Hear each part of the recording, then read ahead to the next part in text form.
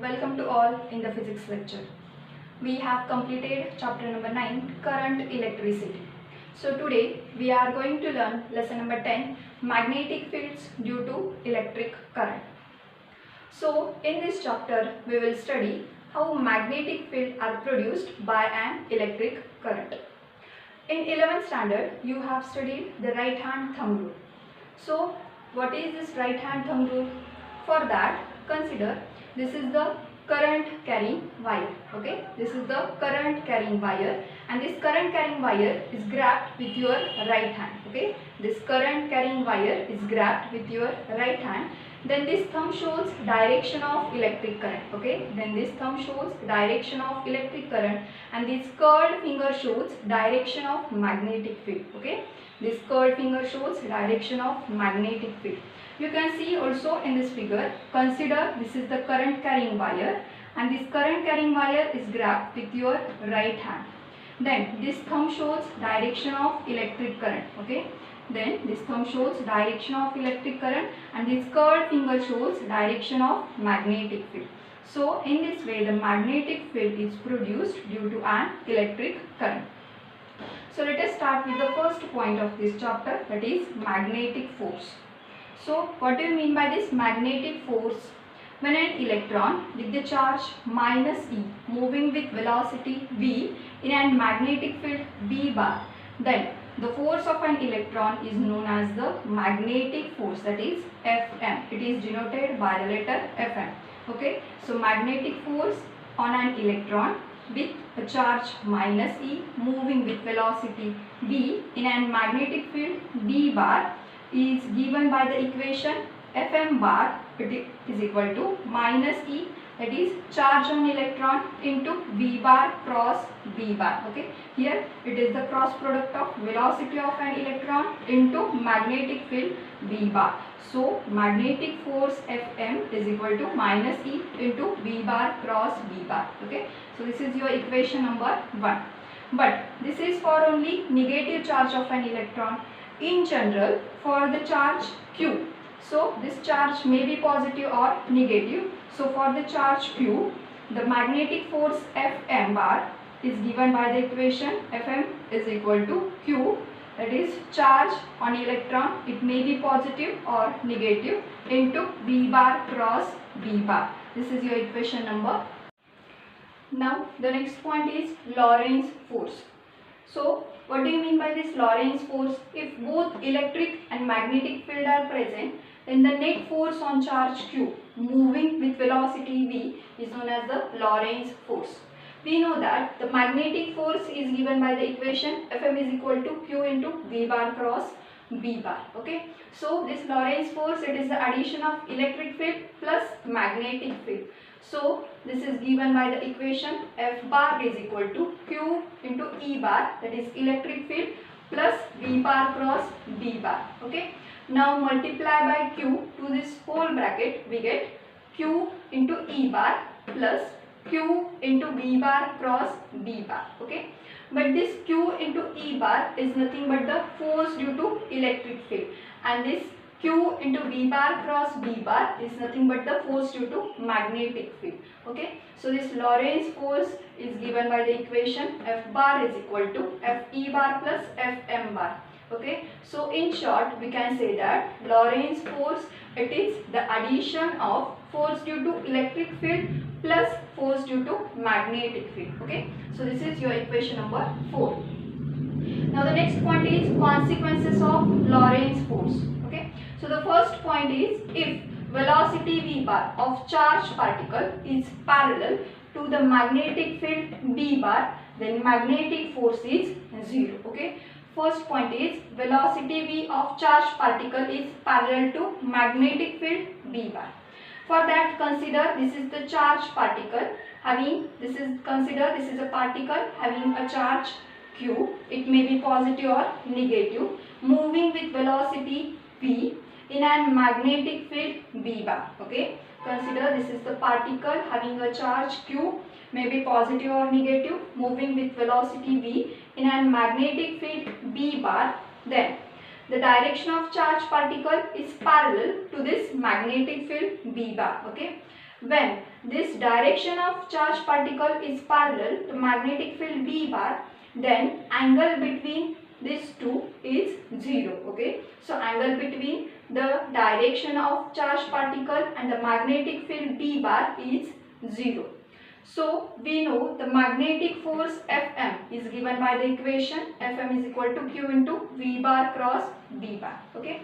So here it is a cross product, hence it is given by the equation Q into Vb sin theta. Okay. But we know that the angle between charged particle and magnetic field B bar is equal to 0. Hence theta is equal to 0. Hence sin theta, that is sin 0 is equal to 0. Hence we get the magnetic force Fm is equal to 0 when velocity V bar of charged particle is parallel to this magnetic field B bar, then magnetic force Fm bar is equal to 0. Now the second point is, if charge is stationary, then V bar is equal to 0, force is equal to 0, even if B bar is not equal to 0. Okay. For that, consider this charge is stationary.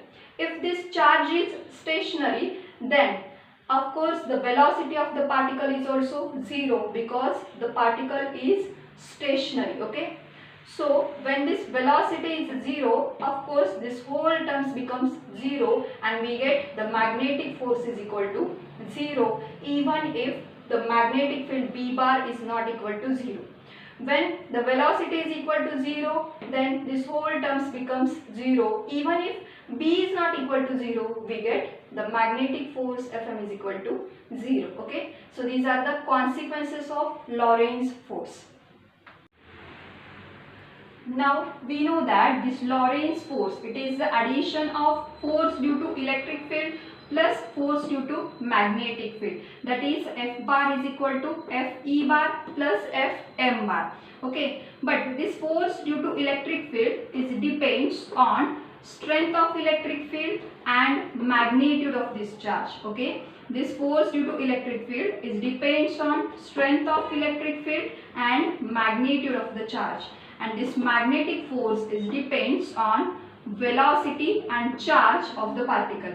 Okay, this magnetic force is depends on velocity and charge of the particle, as well as it depends on cross product of V bar and B bar. Okay, it is also depends on cross product of V bar and B bar. Now consider this diagram.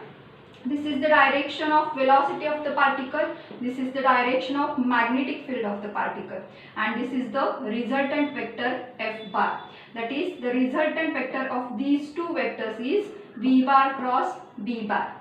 So this resultant vector F bar is perpendicular to this plane. Okay, as it is the cross product of B bar and V bar, so this resultant vector F bar is perpendicular to this plane. Hence this F bar is perpendicular to V bar and B bar.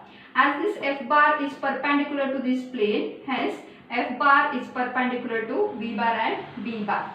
So now taking the dot product of F bar and V bar, we get F bar dot V bar is equal to, the definition of dot product is Fv cos theta. Okay, and since the angle between F bar and V bar is 90 degree, hence theta is equal to 90 degree and cos 90 is equal to 0. Hence here we get the Fv cos 90, that is cos 0, because cos 90 is equal to 0. Hence here we get F dot V is equal to 0. Now for any magnetic field B bar, this magnetic force Fm bar is perpendicular to displacement of the particle. Now look at this figure. This is the direction of velocity and this is the direction of magnetic field B bar. And we know that velocity is equal to displacement upon time. We know that this is the direction of velocity and displacement is also in the same direction. Since this resultant force F bar and V bar are perpendicular to each other, then this F bar is also perpendicular to displacement of the particle, because the direction of velocity and direction of displacement are Same, hence this F bar is also perpendicular to displacement of the particle. And this magnetic force never does any work on the moving charge. Why this magnetic force never does any work on the moving charge? Because we know that work done is equal to force into displacement. And by the definition of dot product, we get Fs cos theta. But we know that this magnetic force is perpendicular to displacement of the particle. So here we get theta is equal to 90 degree and cos 90 is equal to 0. So now substituting this value of cos 90, that is equal to 0, we get work done W is equal to 0. As this work done is a scalar quantity, so it does not depends on the direction of the particle. Because of that, this magnetic force may change the direction of the particle, but it never affects the speed of the particle because this work done is a scalar quantity. Now the next point is SI unit of magnetic field B bar. Okay.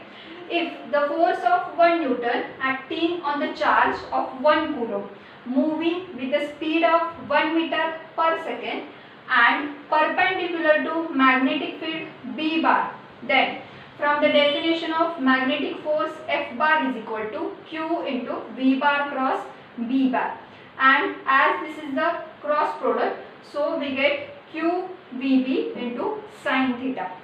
And this force is perpendicular to magnetic field B bar, so theta is equal to 90 degree and sin 90 is equal to 1.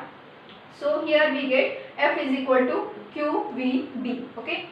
And from this equation we can find out the value of magnetic field B. So B bar is equal to F upon Q into V. And from this equation we can find out the SI unit. Okay. The SI unit of force is Newton and the charge is Coulomb, and the SI unit of velocity is meter per second. Okay. So finally we get the SI unit of magnetic field B bar is Newton second per Coulomb meter. It is also known as Tesla. Okay. So this is the SI unit of magnetic field is Tesla or Newton second per Coulomb meter.